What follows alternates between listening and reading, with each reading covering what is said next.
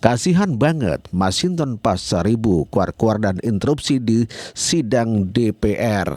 Namun demikian, DPR tidak menggubris dan langsung menggetok keputusan rancangan undang-undang pemilihan umum pilkada itu. Masinton, Pak Masinton, anggota ya.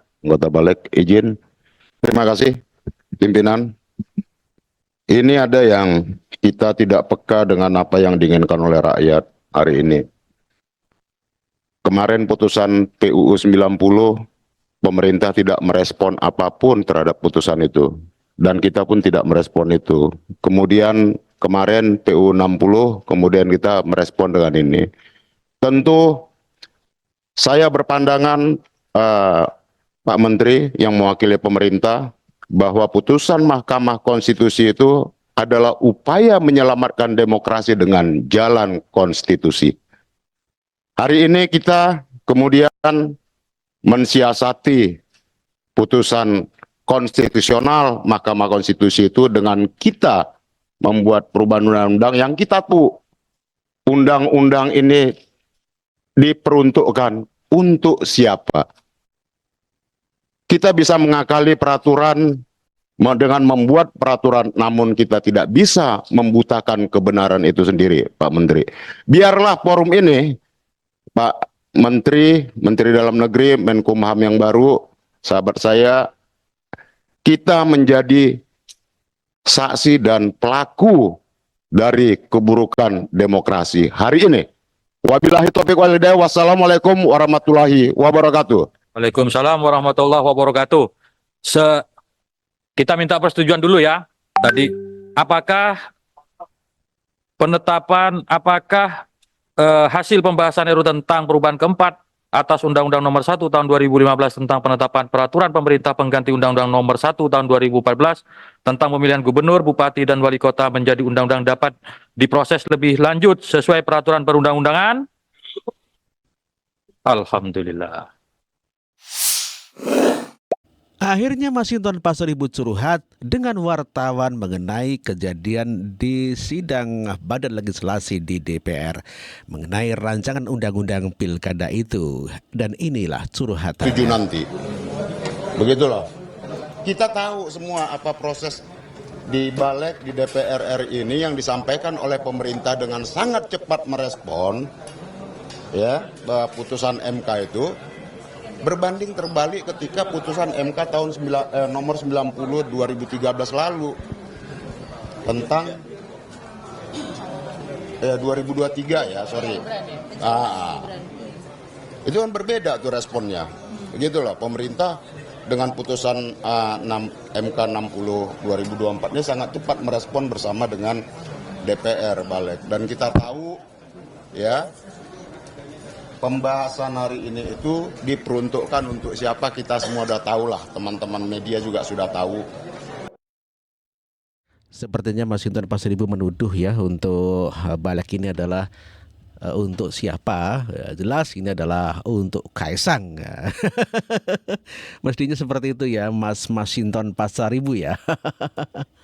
Ya, di mana tadi jelas dan dipertegas syarat pendaftaran, syarat usia pada saat pelantikan. Seperti itu. Kan kita semua udah tahu itu. Bang, ini kemarin tadi ada rilis Bu Mega akan mengumumkan 169 calon besok. Berarti PDIP akan tetap mengajukan calon ke KPU untuk bernegara itu berkonstitusi. Maka kita taat dengan putusan Mahkamah Konstitusi. Artinya akan tetap mendaftar untuk Pilgub Jakarta. Iya, kami akan mendaftarkan, ya, bukan hanya kami, partai-partai calon-calon lain juga yang memenuhi syarat berdasarkan klaster yang sudah diputuskan oleh MK. Silakan gunakan. Jangan mau ikut aturan yang dirubah-rubah untuk kepentingan penguasa hari ini. Itulah Masinton Pasaribu yang mengatakan bahwa tetap akan menggunakan Mahkamah Konstitusi dibandingkan dengan undang-undang yang disahkan oleh DPR RI nantinya. Dan tentu saja ini adalah merupakan suatu tekad daripada PDIP yang akan mengajukan calonnya sendiri di pilkada nanti dengan mengacu Dikarenakan keputusan Mahkamah Konstitusi itu begitu sangat menguntungkan PDIP dan tentu saja akan menjegal keluarga Pak Jokowi yaitu anaknya Kaisang yang akan ikut maju di pilkada. Ya, Masinton Pasaribu begitu sangat gemes dan kecewa sekali, namun demikian tidak berkutik dikarenakan DPR telah mengetok keputusan sidang pada hari ini mengenai rancangan undang-undang pilkada itu. Sementara juru bicara Anies Baswedan mengakui bahwa sekarang komunikasi dengan PDIP begitu sangat menguat pasca keputusan Mahkamah Konstitusi, dikarenakan ya otomatis Anies Baswedan dengan keputusan Mahkamah Konstitusi itu punya peran lagi atau hidup lagi dalam politiknya. Namun demikian bila melihat keputusan sekarang DPR RI yang menganulir keputusan MK, maka pupus sudahlah harapan Anies Baswedan. Kita dengar pernyataan. Kalau berkaca pada putusan MK sendiri, Pak Anies jadi punya kesempatan untuk maju kembali, warga Jakarta jadi punya pilihan-pilihan pemimpin.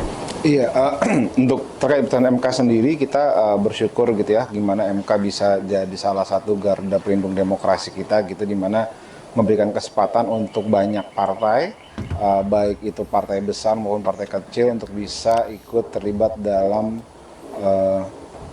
pencalonan kepala daerah gitu, nggak cuma di Jakarta tapi juga di banyak daerah gitu. Jadi ini salah satu gambaran tentang demokrasi kita yang diselamatkan sama MK gitu.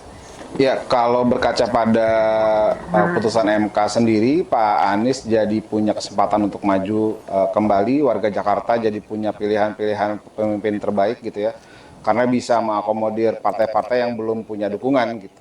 Di mana ada PDIP di situ, ada Partai Buruh, ada PKN dan lain-lainnya gitu. Jadi ini sebenarnya bagus untuk rakyat Jakarta karena rakyat Jakarta jadi punya pilihan-pilihan gubernur yang bagus gitu, bukan cuma pilihan sisa yang disediakan sama pemerintah gitu kira-kira.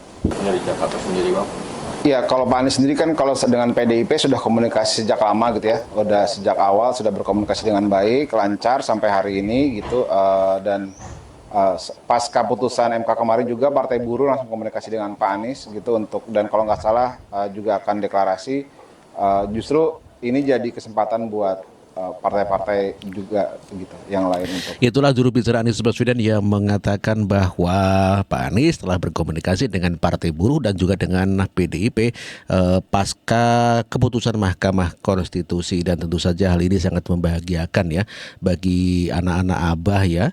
Namun demikian ternyata belum berselang lama sehari, namun demikian keputusan DPR telah menganulir keputusan Mahkamah Konstitusi. Aduh, gimana ini anak Abah?